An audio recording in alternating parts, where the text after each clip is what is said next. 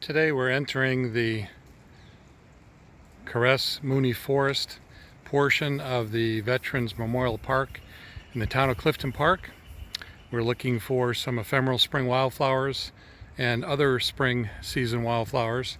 And as we enter, we're greeted by this first bloom, one of our most colorful of all of our spring season wildflowers. This is red trillium, also known in this color variant as stinking Benjamin. Has a foul smelling bloom to it, and also known as wake robin, red trillium.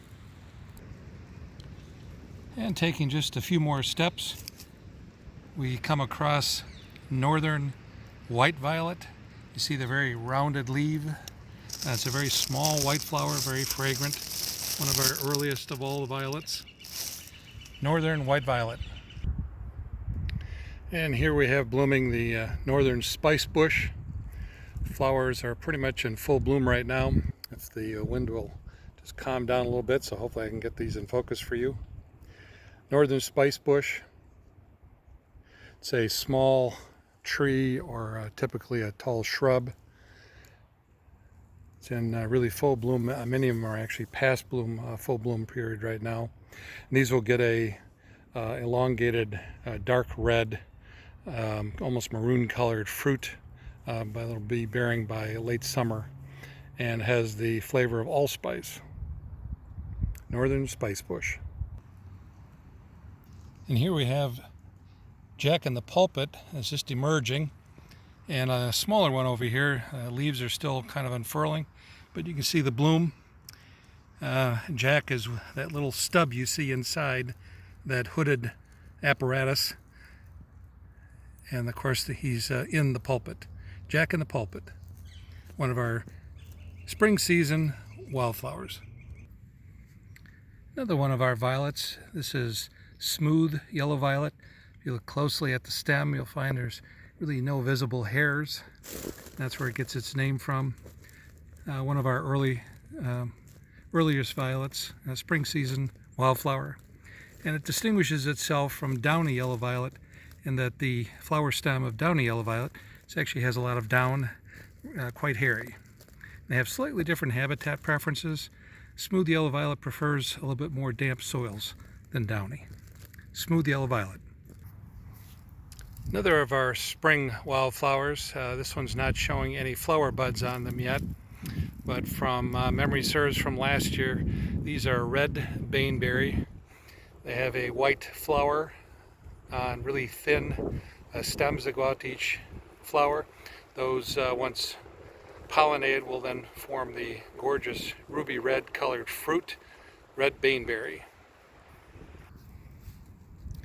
And now here we are amongst the little miniature forest of mayapple plants. These will be blooming probably another week, week and a half.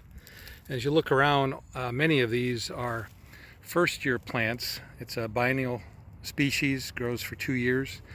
The plant here that you can see has just got one flower. That's the first year of growth.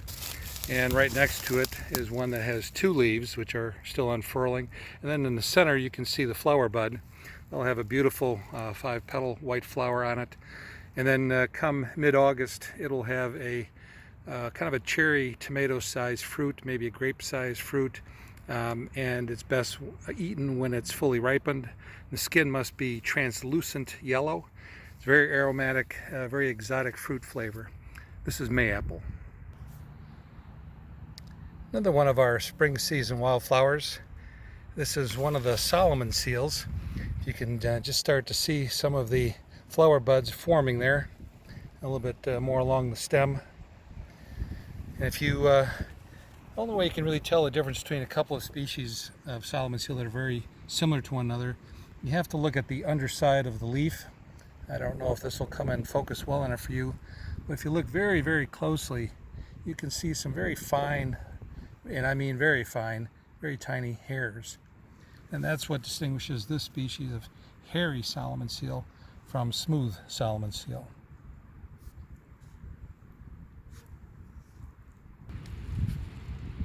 And a little further down the trail, we've come across the other yellow violet. This is downy yellow violet, and hopefully if you look at the stem you can see kind of the fuzziness, the downiness of it. And this one hasn't quite opened yet. It's in bud. This is downy yellow violet, and the first one we saw was smooth yellow violet. And as we come to our first water feature along the trail, you can see that right at the edge of the little stream that flows through here, we have marsh marigold. And these are probably just beyond peak of blooming. You can see there's a few others along the stream also in bloom. This is marsh marigold. And here we have one of my favorite of the woodland wildflowers. This one's really just coming into bloom now. As you can see, the very distinctive leaves look kind of shiny. They're waxy, kind of evergreen. 3 lobes to each leaf. This is gold thread, and it gets its name from its root, which has a very distinctive gold color to it. Gold thread. Now we're giving you a close-up look of a fern that's just unfurling. You can see the one up here is a little further along. This is a vegetative frond of a fern, and this particular one is a very distinctive leaf when it unfurls. This is sensitive fern. As I said, this is the vegetative frond, and here we're going to take a look at last year's fertile frond, if it'll come in view. This is kind of the dried remains. So as a fertile frond, this is where it would have released the spores. But this is of the same plant. This is an easy way of doing some forensic botanizing. Even in the winter time, these are really quite resistant and easy to identify. And again, that's related to or associated with this plant, which is sensitive fern, just now emerging. Now we've come upon another fern. This one is in what's called the fiddlehead stage. Almost all ferns do this. This one is getting fair along. It'll be soon opening up, but you can see it has a very kind of fuzzy stem to it and very pronounced kind of branching of 3 near the top. And here's one that's a little further along. You can see how it's unfurling. This is bracken fern, and unlike the sensitive fern we saw earlier, which definitely prefers damp soil, wet soils, this prefers dry soils, very sandy usually. This is bracken fern. As we continue on the trail on this beautiful day, we've come across a trailside shrub here, which is still in the process of leafing out and has some flower buds which are just forming. This will come into, there we go, come into focus. If you take a look, it's a deeply venation leaf to it. And you can see has kind of 3 lobes to the leaf. Again, if it'll focus for us, it has the leaf does appear to resemble a little bit of a maple leaf. That's where it gets its common name from. This is maple-leaved viburnum, obviously one of our native viburnums. And this cluster that you see of flower buds, and there's 2 of them. Those will be a fairly large cluster. Sometimes they'll get almost the size of your palm of individual tiny white flowers of 5 petals each. Could be quite fragrant, very showy in the woods, and then later on in the year they'll develop small fruit, not really no sugar, no sweetness to them whatsoever.